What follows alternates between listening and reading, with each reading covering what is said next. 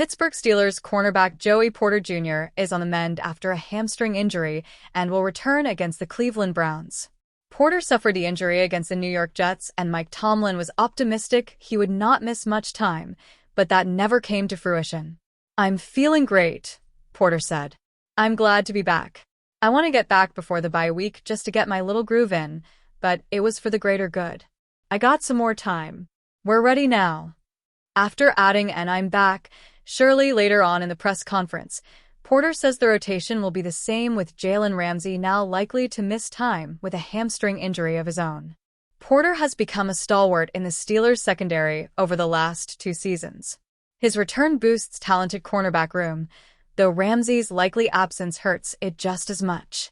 However, the team has confidence in Brandon Echols to step up and make plays from the slot, with Ramsey likely to miss time. Echols has filled in for Porter well and nabbed an interception.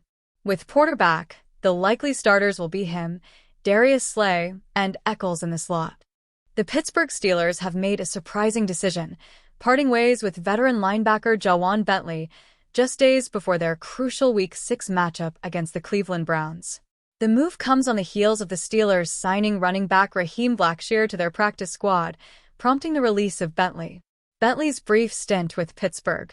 Bentley, who previously made a name for himself with the New England Patriots, was brought into the Steelers' fold earlier this season to bolster their run defense. After the team struggled against the ground game, yielding a staggering 299 rushing yards to the New York Jets and Seattle Seahawks in the opening weeks, Bentley was seen as a potential solution. Known for his physical style of play, Bentley carved out a significant role in the Patriots' defense over 7 seasons, amassing 509 tackles in 83 games. His skill set was reminiscent of former Steeler and Patriots teammate Elandon Roberts, who departed Pittsburgh for a 1-year contract with the Las Vegas Raiders in the offseason. Bentley was anticipated to fill the void left by Roberts, but his journey in Pittsburgh was cut short, as he never made it onto the active roster. Inside linebacker depth in question. With Bentley's exit, the Steelers now face a noticeable gap in their inside linebacker depth. John Radigan stands as the most experienced option remaining on the practice squad, yet he has primarily contributed on special teams and recorded only 21 defensive snaps in his NFL career. On the 53-man roster, the Steelers appear to be in decent shape. Patrick Queen has established himself as a key player in his second season with the team, while Peyton Wilson continues to make an impact in his second professional year after being selected in the 3rd round of the 2024 NFL Draft. Cole Holcomb and rookie 7th-round pick Carson Bruner are also available as reserve options. However, Bruno has seen limited action, playing just 1 defensive snap thus far. Adding to the uncertainty, Malik Harrison is on the reserve/injured list due to a knee injury sustained prior to Week 2. He is eligible to return before Week 7 after missing the required 4 games, but a specific timeline for his return remains unclear. As the Steelers prepare for their upcoming clash against the Browns, all eyes will be on how they adapt to these roster changes. The absence of Bentley could significantly shape their defensive strategies moving forward, as they aim to solidify their run defense and maintain competitiveness in the AFC North. The Pittsburgh Steelers need a wide receiver. That sentence has been true for about 1.5 years now, with the team shedding a starting wide receiver via trade in consecutive offseasons without really being able to replace them. General Manager Omar Khan traded Deontay Johnson for a cornerback in the spring in 2024 and wasn't able to replace him, missing on a Brandon Ayuk trade at the 11th hour and settling for a trade deadline acquisition in Mike Williams that did not go well.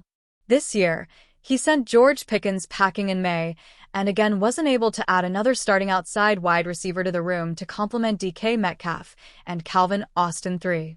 Now that Austin is hurt and expected to miss playing time, the need has gone from acute to a near emergency for the Steelers at wide receiver.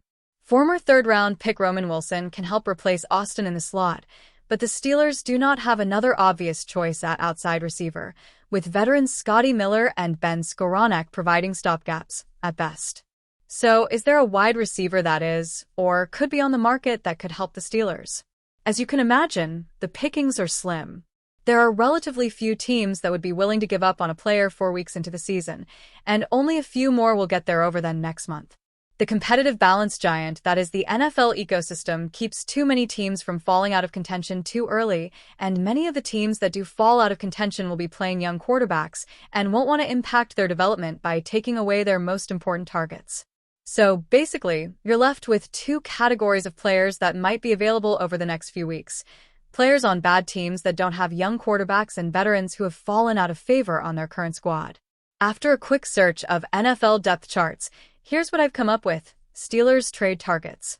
WRs on bad teams, without young QBs. Jakobi Meyers, Las Vegas Raiders. This is probably the most appealing name on this list. Meyers requested a trade this offseason. The Raiders said no, and with new optimism with new head coach Pete Carroll and quarterback Geno Smith, that made sense. After a 1-3 start, and with games against the suddenly good Indianapolis Colts and Kansas City Chiefs coming up before the deadline, it's easy to see how that stance may weaken. Meyers is in the final year of his contract. He's making $10.5 million this season, and while I don't think Mark Davis is hurting for the cash, it seems clear that Meyers won't help the Raiders win anything at this point. Why throw good money after bad? On the field, Meyers has been solid, if unspectacular, bringing in 21 of 33 targets for 258 yards. But his absence won't hurt Smith any, and there isn't a developmental prospect of note behind him other than former Steelers draft pick Kenny Pickett. Smith has a 2-year deal, while Pickett only has one left, so it's not as if they plan to develop him for the future. Christian Kirk, Houston Texans. The Texans have a youngish quarterback in C.J. Stroud, but it's not as if they're spending time this year evaluating his play or developing him for the future. They're trying to win now, but seem to be failing at it, with a 1-3 record and an offense that is a total mess under first-year offensive coordinator Nick Caley. Houston is 29th in the NFL in points scored with just 64 over the first 4 weeks, despite an overflow of weapons at the wide receiver position, even without Tank Dell, who has yet to suit up this season due to injury. Kirk came over for a 7th-round pick this offseason and has just 6 catches for 45 yards while missing the first 2 games of the season with a hamstring injury. Kirk is in the final season of his contract and likely won't be a part of Houston's future. Maybe they can flip him for some return if things continue to go sideways. The 1-3 Texans face the Baltimore Ravens, Seattle Seahawks, and San Francisco 49ers over the next 4 weeks, and could be staring up at a big divisional deficit by deadline day.